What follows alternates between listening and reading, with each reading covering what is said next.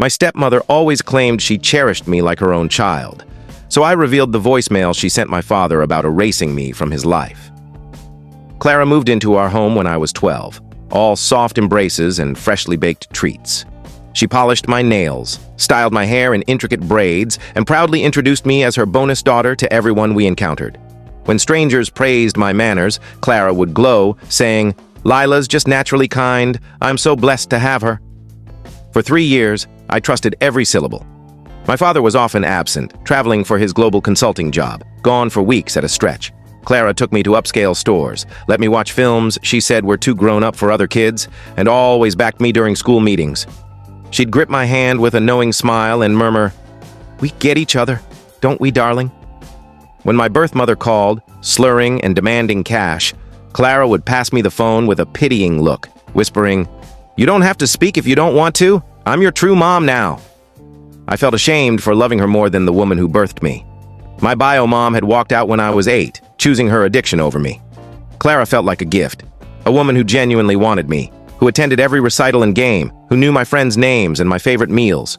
She even kept a notebook about my life, jotting down my quirky sayings and achievements. "For when you're grown," she'd say, "so you'll always know how much you're loved." I'd see her scribbling in it, her face focused, and feel a rush of gratitude. The warning signs were so faint I didn't see them as threats, like how she'd cut me off when I mentioned life before her arrival. "Oh, sweetie, you were so little then. Are you sure that's right?"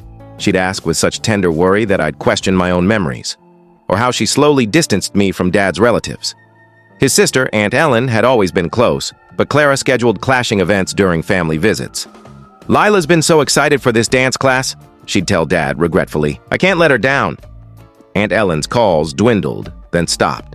Clara also inserted herself into every talk I had with Dad. If he asked about my day, she'd launch into detailed anecdotes before I could speak. If I mentioned a problem, she'd already have solutions, presenting them as our joint ideas. "Lila and I feel it's best if," became her constant phrase. Gradually, I felt like a side character in my own story. But I buried my unease because Clara's affection seemed so genuine. She knew exactly what to say when I was upset, which comfort foods to cook after a rough day. She helped with homework nightly, braided my hair each morning, and never missed a chance to boast about me. "I always wanted a daughter," she'd say, smoothing my hair. "You're everything I ever hoped for." Everything shifted when I came home early from school, sick. I'd been fighting a stomach virus for days, but tried to tough it out for a big science exam. In third period, I vomited in the corridor, and the nurse sent me home. I used my key, Clara's suggestion, so I'd always feel welcome, and heard her voice from the kitchen. She was on the phone, laughing in a way I'd never heard. Not her warm, motherly chuckle, but something sharp and scheming. "The kid actually thinks I love her," she sneered, her tone laced with scorn. "Mark is so damn naive. Of course I'm kind to his darling daughter. I've been playing this role for 3 years, and he's clueless." My heart froze. I pressed myself against the hallway wall, barely breathing. "Once we're married and my name's on everything, she's out. I found a boarding school in Wyoming, middle of nowhere. She'll visit on holidays maybe, but Mark will be so caught up with our real kids he won't even notice she's gone." I stood paralyzed, my illness forgotten. "Our real kids." She was pregnant. "I'm not raising another woman's failure," Clara went on, her voice growing crueler. "Every time I see those eyes, those cunning eyes, I want to wipe that smirk off her face." Her voice rose with venom. "Do you know how exhausting it's been, pretending to care about that entitled little girl? 3 years of forced hugs, fake stories, and feigned interest in her pathetic drawings. I deserve an award." My hands trembled as I backed toward the door. Each word was a dagger, shattering my reality. "The best part? Everyone thinks I'm perfect," she continued, laughing coldly. "Her teachers, the neighbors, even Mark's parents see me as a hero. Who's going to believe a 15-year-old over the woman who's been nothing but devoted for 3 years? She paused, then added, "I've been keeping records. Her recent behavioral issues, her slipping grades. I've got a file of her troubling actions. By the time this baby arrives, Little Miss Perfect will be someone else's burden." I slipped outside and hid in our neighbor's yard, crouched behind Mrs. Lee's hydrangeas until Dad's car pulled up hours later. My mind spun, grappling with what I'd heard. 3 years of deception. Every touch, every kind word, every moment of supposed care. all an act. That night at dinner, Clara served my favorite lasagna with garlic knots, while announcing her pregnancy with dramatic joy. Dad was thrilled, twirling her around the kitchen, babbling about cribs and names. I forced a smile, congratulating them as Clara gripped my shoulder, saying, "Lila's going to be an amazing big sister." Her eyes locked on mine, the warning clear: stay quiet, or it'll get worse. I played along, raving about how thrilled I was, but inside I was crumbling. My family was a lie. For weeks I stayed silent. Who would believe me? Saintly Clara, who volunteered at the shelter every Sunday, brought meals to ill neighbors, and led church fundraisers. Clara, whose notebook about my childhood was filled with glowing entries. Meanwhile, she doubled down on her act. She bought me a big sister hoodie, let me pick the nursery's pale blue paint, and snapped photos of us shopping for baby outfits, posting them online with captions about her perfect stepdaughter. But at night, when Dad slept, I saw her true self. The glares she shot me when he wasn't looking, filled with icy loathing. The accidental shoves in the hall hard enough to bruise my side. The way she'd move my things just enough to make me doubt my sanity. Once, she trapped me in the pantry while sorting baby blankets. "Enjoy your last few months here?" she hissed, holding up a tiny sweater. "Because that's all you've got, darling. I've picked your uniform for Pine Ridge Academy. Gray polyester. Very chic." When I didn't reply, she leaned closer. "The best part? Your father will think it was his idea. He'll be so overwhelmed with the baby that when I suggest you need discipline, he'll beg me to find a school." She grinned, her face terrifying. "I've been laying the groundwork for months. Little hints about your moodiness, your struggle with the baby news. By the time I'm done, he'll think sending you away is kindness." The tipping point came 2 weeks later when I caught her in the attic, sorting through my childhood photos. She sat on the floor, ripping pictures in half and tossing them into a trash bag. "We need room for real family moments," she muttered, unaware I was watching from the stairs. I stared, horrified, as she destroyed image after image, me as a toddler with Dad, my first day of school, holiday mornings, birthday parties. Years of my life vanishing into that bag.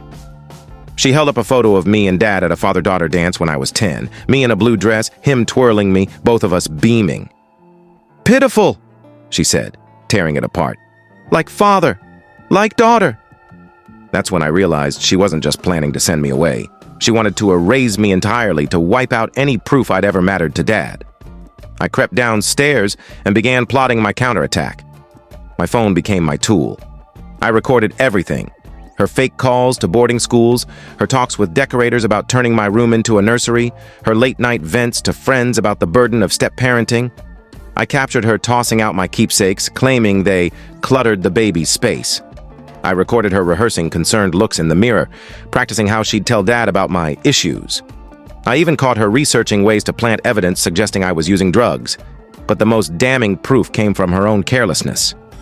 When Dad left for a 2-week trip to Tokyo, Clara thought I was asleep and called her sister Elise in Tucson, leaving a slurred, wine-soaked voicemail about her scheme. I pressed my ear to the vent in my room, phone recording, as her voice echoed from the dining room below. "Elise, it's me. Sorry it's late, but I'm so close I can feel it. 2 months, and that little pest will be gone for good." She was tipsy, glass clinking in the background. "Mark's eating out of my hand. These pregnancy hormones have him treating me like royalty. I've been logging everything. Her defiance, her grades dropping from A's to B's. I even hid some of my old sleeping pills in her bag for when I need to push things further." She laughed cruelly. "The best part? I've already forged his signature on the Pine Ridge application.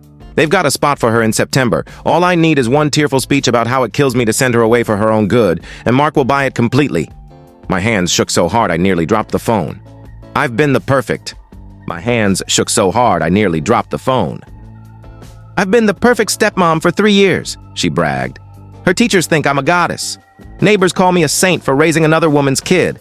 Even Mark's parents think I'm a miracle. Who's going to believe a 15-year-old over the woman who's been nothing but patient?" She sipped her wine. "And the notebook? Pure genius. 3 years of fake entries about how much I adore her, what a gift she is. If anyone doubts me, I've got proof of my love for that little leech." I listened as she described isolating me from Dad's family, blocking calls and letters from relatives who cared. I told Mark's sister Lila didn't want to talk anymore, that she was in a phase where she only wanted me. Ellen was crushed, but she bought it. They all buy everything I say because I'm that good. She laughed, the sound chilling. The hardest part? Pretending to care about her teenage nonsense? Do you know how many recitals I've endured? How many games I've cheered at while she stumbled around? How many stories I've read while fighting the urge to scream? My blood ran cold. But it's almost done. 2 months, and it's just me, Mark, and our real family. I'll finally have the life I deserve, and that reminder of his failed marriage will be someone else's problem. She paused, then added softly, "The baby won't even know she existed. I'll make sure of that. Mark will be so focused on our real child, he'll forget he had a daughter before me." I lay in bed, clutching my phone as her words dismantled my world. But I wasn't the gullible 12-year-old who'd welcomed her 3 years ago. I was 15 and done being a victim. The next morning, she made me waffles shaped like stars, like she had on my 13th birthday. "Sleep okay, sweetie?" she asked, ruffling my hair. "Like a rock," I said, mirroring her fake smile. That's when I knew I had to move fast. She was planning to frame me for drug use, forge papers, and convince Dad to exile me. I had 2 weeks before he returned, and she acted. I spent those days being the ideal daughter. I tidied the house unprompted, cooked dinners from online recipes, and even massaged Clara's feet as she whined about pregnancy aches. She soaked up the attention, oblivious to my recordings. I captured her tossing out more of my things. Trophies from junior high debate, crafts from grade school, cards from relatives. I filmed her practicing fake sobs in the mirror, testing different lies. "Mark, I'm so worried about Lila. She's been so hostile lately, so rebellious. I think the baby's stirring up issues from her mom's abandonment." I caught her researching teen drug abuse and staging interventions. I recorded her hiding pills, meds I'd never seen, in my room, trying different spots to make her discovery convincing. But the final nail in her coffin came from her arrogance. 3 days before Dad's return, she called Pine Ridge Academy to confirm my enrollment, thinking I was at practice. I was hiding in the attic crawl space, recording through the vents. "Hi, this is Clara Bennett calling about Lila Bennett's enrollment for fall," she said in her polished voice, the one she used for authority figures. She gave my full name, birth date, and social security number, details she'd stolen from Dad's locked desk. "Mark will confirm payment soon," she told them. "We're devastated about this, but Lila needs more discipline than we can offer.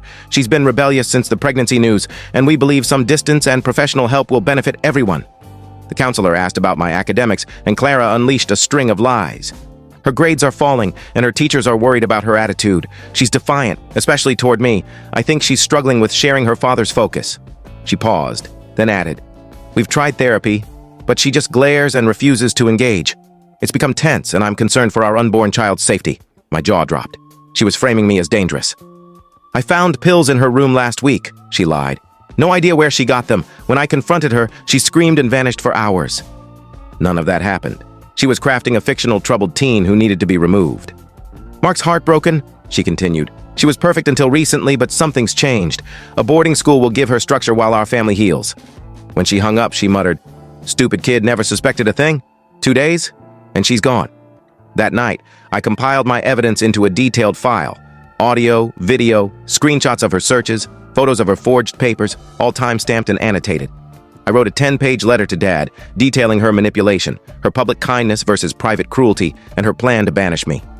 I listed every lie, every erased memory, every act of abuse masked as care. But I wanted more than justice. I wanted her exposed. I wanted her shame to match her performance's scale. The day before Dad returned, I set the final trap. I called Dad's parents, Aunt Ellen, Uncle James, and his college friend Tom. I told them I was planning a surprise homecoming party for Dad and wanted the whole family there. "It's been tough with the pregnancy," I said, playing the sweet stepdaughter. "Clara's been stressed, and I think this will lift her spirits." They agreed eagerly. Ellen offered to bring her signature casserole. I invited Dad's local co-workers, the neighbors who adored Clara, and our church's minister where she volunteered weekly. Clara was ecstatic about the party, seeing it as another stage to play the perfect wife and mother. "Oh, darling, what a sweet idea," she cooed, hugging me. "This is why it hurts to think you might need to go away. You're so thoughtful." She was already seeding her narrative, hinting at my departure even among guests. She spent hours preparing, baking Dad's favorite lemon cake, hanging welcome banners, and arranging flowers from her yard. She tried on 3 dresses, choosing a flowing maternity gown that highlighted her bump while looking refined. "I want everything perfect," she said, fussing over the table settings. "Your father worked so hard for our family. He deserves beauty. Our family, not his family." In her mind, I was already erased. That evening, the living room buzzed with guests. Dad walked in to cheers and genuine warmth from his loved ones. Clara shone, playing hostess, accepting praise for managing everything in his absence. "You're so fortunate, Mark," his mother said, watching Clara serve drinks. "Clara's a natural at family life." "Lila's been a gem too," Clara replied, pulling me close, though she's been struggling lately. "Teenage phase, you know. I wonder if she needs more structure than I can give." She was planting doubts, preparing them for my exile. She was so polished, so rehearsed. If I didn't know the truth, I might have believed her. "What kind of struggles?" Ellen asked, frowning. "Oh, just typical teen rebellion," Clara said with a wistful smile. "Defiance, grades dropping, some attitude. I think the baby's stirring up jealousy." She squeezed my hand, feigning empathy. "We're exploring options for support, maybe a boarding school with strong academics and counseling." Dad looked startled. This was news to him. "I didn't know it was that bad," he said slowly. "I didn't want to stress you on your trip," Clara said, playing the dutiful wife. "But it's been tough. I think professional help would be good for us all." Ellen wasn't convinced. "Lila seems fine. She planned this whole party." "She has good days," Clara said quickly. "But you don't see the daily battles, the disrespect, the defiance? I found some troubling things in her room recently." My pulse raced as she built her case in front of everyone Dad trusted. After dinner, I served coffee and pie, playing the dutiful daughter while my nerves buzzed. When the chatter quieted, I stood, tapping my spoon on my glass. "I'd like to make a toast," I said, voice steady despite my pounding heart. All eyes turned to me, Clara smiling proudly. "To Clara, who's taught me so much about family and truth," I said, meeting her gaze. She nodded, still beaming. "Clara always says she loves me like her own, so I want to share something that reveals her true heart." Her smile wavered. She tried to rise, but Tom blocked her path. "Lila, I don't think—" she started. I pressed play on my phone, connected to the living room speakers. Clara's face drained of color. Her slurred voice filled the room. "Elise, it's me. I'm so close I can feel it.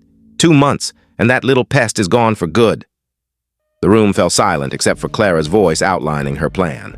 Framing me, manipulating Dad, sending me to Wyoming. How she'd faked her love for 3 years to secure Dad's wealth. How she'd forged his signature and planted drugs. "I'm not raising another woman's reject," she snarled. "Those eyes, those scheming eyes, make me want to slap her." Dad's mother gasped, her teacup shattering on the floor. Ellen covered her mouth, staring at Clara in shock. Dad's face shifted from confusion to fury. Tom began recording with his phone. "Do you know how hard it's been pretending to care about that entitled brat?" Clara's voice went on. 3 years of fake hugs, fake stories, fake interest in her lousy crafts. I deserve an award." Uncle James stepped between Clara and me, protective. "Everyone thinks I'm perfect," her voice boasted.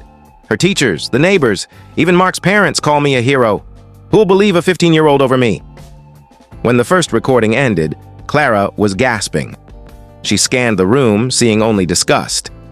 "That's out of context," she stammered.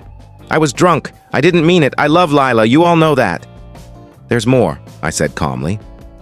I played her Pine Ridge call, detailing my fake issues and hinting I threatened her baby. Then her rehearsed sobs. "Mark, I'm so worried about Lila. She's so hostile." Finally, her muttering, "Stupid kid never suspected a thing." The silence was deafening. Clara clutched her belly, looking ill. Dad stood, hands shaking. "Leave," he said quietly. "Mark, let me explain." "Leave!" he roared, startling everyone. I'd never heard him like that. "This is my home too," Clara shrieked, her facade crumbling. "My name's on the deed. I have rights. I gave 3 years to this family." 3 years of lies, Ellen snapped, standing. 3 years manipulating my brother and tormenting my niece. "I never tormented anyone," Clara screamed. "I gave that ungrateful kid everything better than her real mother." "You documented fake issues to exile her," James shouted. "You planted drugs. You forged Mark's signature." "Actually," Tom interjected, a lawyer, "she tried taking my things, drawings, photos she'd once praised." Dad stopped her. "Those are my daughters," he said coldly. "The daughter you tried to erase." "She's not even yours," Clara screamed. "She's baggage from your failed marriage. Our baby's your real child." Dad stepped closer, voice low. "She's been my daughter since she was born. You've been a poison in our lives." Over the next weeks, Clara's web unraveled. Pine Ridge confirmed the forged application. Police found the planted pills, traced to her prescription. Her belongings held notes on staging evidence and manipulating courts. She faced charges of fraud, forgery, child endangerment, attempted abduction, and perjury. The DA focused on the identity theft from the forged signature.